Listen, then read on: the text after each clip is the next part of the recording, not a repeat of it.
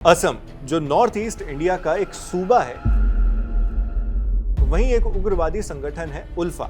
उसका मंसूबा रहा है असम को एक अलग देश बनाना। उल्फा के सख्त निर्देश थे कि कोई भी असम का कलाकार हिंदी या बांग्ला नहीं गाएगा, बांग्ला भाषा में नहीं गाएगा। अगर उन्हें परफॉर्म करना है तो सिर्फ असमिया में ही करना होगा, वरना नतीजे अच्छे नहीं होंगे। बहुत लोगों को उनके आगे घुटने टेकने पड़े, मगर एक आदमी था, दिल से बेखौफ और जुबान से तीखा। नाम जुबीन। जुबीन असमी के अलावा हिंदी और बांग्ला में भी गाते, तो उन्हें उल्फा की तरफ से धमकियां मिलने लगी। वो बात अलग है कि जुबीन ने चरमपंथियों को घास तक नहीं डाली। उनका दो टूक जवाब था कि जो कर सकते हो कर लो। ऐसे थे Zubeen Garg, singer, music director, actor और डायरेक्टर। उनकी और भी पहचान है, दिल से लेफ्टिस्ट, चार्ली चैपलिन के भक्त, डॉन कोरलियोनी के शिष्य और एक प्राउड असमी। 19 सितंबर को सिंगापुर में स्विमिंग करने के दौरान डूबने से जुबीन गर्ग की मौत हो गई। उनकी मौत से पूरा असम सदमे में चला गया। लोगों ने अपनी मिट्टी के लाल की आखिरी झलक पाने के लिए सड़क जाम कर दी। कोई उनकी फोटो के सामने रो रहा है, कोई सड़क पर बेसुध हो गया। असम सरकार ने जानकारी दी कि लोग जुबीन के पार्थिव शरीर के दर्शन कर सकते हैं। उनके आखिरी दर्शन के लिए 15 लाख से ज्यादा लोग जमा हो गए। लेकिन लोग जुबीन के दीवाने थे क्यों? उनकी कहानी या अली गाने वाले सिंगर से बहुत बड़ी है। असम के इस रॉक स्टार को कुछ ही गानों के लिए याद रखा जाना बेमानी होगा। आपको कुछ कहानियां बताते हैं जिससे पता चलेगा कि आखिर जुबीन थे कौन, जुबीन हैं कौन।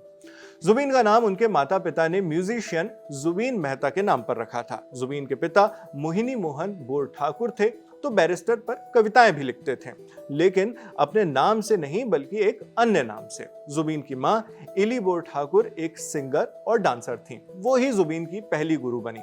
मां ने शुरू में ही अपने बेटे के सुर भांप लिए थे, उन्हें संगीत सिखाना शुरू कर दिया। जुबीन ने कभी भी गायकी में फॉर्मल ट्रेनिंग नहीं ली, हालांकि उन्होंने बचपन में करीब 11 सालों तक तबला और असमी लोकगीत जरूर सीखे, लोक संगीत सीखा। फिर आया साल 1992। इस साल एक यूथ फेस्टिवल में सोलो परफॉर्मेंस के लिए जुबीन ने गोल्ड मेडल जीता, लेकिन पिक्चर अब भी बाकी थी। इसी साल उन्होंने अपना डेब्यू असमी एल्बम अनामिका भी रिलीज किया। इस एल्बम ने उन्हें अपने करियर का पहला मेजर ब्रेक थ्रू दिलवाया। इसके बाद जुबीन ने लाइन से एल्बम उतारे और सभी को खूब पसंद किया गया। हिंदी ऑडियंस भले ही जुबीन को चुनिंदा गानों से ही जानती हो, लेकिन उन्होंने अपने करियर में 37,000 से ज्यादा गाने गाए। दिन भर सोने वाले जुबीन रात में ही अपने काम पर ज्यादा एक्टिव होते और इतना काम करते कि एक ही रात में 16 गाने रिकॉर्ड कर डाले। जुबीन सिर्फ असमिया या बांग्ला में ही नहीं गाना चाहते थे। इसी सोच के साथ 1995 में वो मुंबई आ गए। यहां उन्होंने अपना पहला हिंदी एल्बम चांदनी रात रचा। जुबीन ने अगले कई सालों तक हिंदी सिनेमा में काम किया। वो बात अलग है कि उन्हें गैंगस्टर फिल्म के गाने या अली और प्यार के साइड इफेक्ट्स के गाने जाने क्या चाहे मन बावरा रे से सबसे ज्यादा पहचान मिली। उन्हें इस बात का मलाल भी रहा कि कांटे फिल्म का गाना जाने क्या होगा रामा रे सुनने पर लोगों को उनका नाम ध्यान क्यों नहीं आता। हिंदी सिनेमा में अपने करियर के पीक पर जुबीन मुंबई छोड़ने का फैसला लेते हैं। वो वापस असम जाते हैं। वजह पूछी गई तो उनका जवाब था, एक राजा को अपने राज्य में ही रहना चाहिए। अपनी बात बढ़ाते हुए जुबीन ने कहा कि उन्हें बॉलीवुड वालों का एटीट्यूड पसंद नहीं आया, इसलिए उन्होंने असम लौटना ही बेहतर समझा। जो लोग सिर्फ सिंगर जुबीन गर्ग को जानते हैं, उनको बता दें कि उन्हें एक्टिंग में नेशनल अवार्ड मिल चुका है। साल 2000 में तुमी मुर मथु मुर नाम की एक असमिया फिल्म रिलीज हुई। इस फिल्म में पहली बार जुबीन डायरेक्टर की कुर्सी पर बैठे। वो फिल्म में एक्टिंग भी कर रहे थे। जुबीन इससे पहले म्यूजिक वीडियोस में तो एक्टिंग कर ही रहे थे, लेकिन ये पहला मौका था जब उन्होंने फुल फ्लेजेड फिल्म की। इसके बाद उन्होंने मोनजाई नाम की फिल्म की। ये 4 बेरोजगार लड़कों पर केंद्रित कहानी थी, जिसे नेशनल अवार्ड से सम्मानित किया गया। जुबीन ने अपने एक्टिंग करियर में अलग अलग रोल किए। म्यूजिक से इतर जुबीन मार्शल आर्ट्स में भी ट्रेंड थे।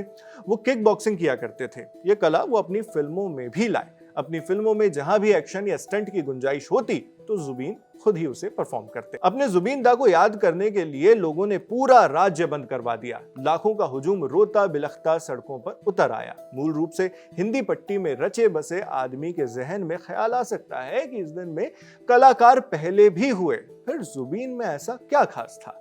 एक लाइन में इसका जवाब यह है कि जुबीन हर सेंस में उस मिट्टी के लाल थे। जोरहाट में पैदा हुए जुबीन कम उम्र में ही गुवाहाटी आ गए थे। उनके साथ बस 2 ही अमानतें थीं, एक साइकिल और उनका एक कीबोर्ड जो प्ले करने वाला म्यूजिकल इंस्ट्रूमेंट होता है, टाइपिंग वाला नहीं।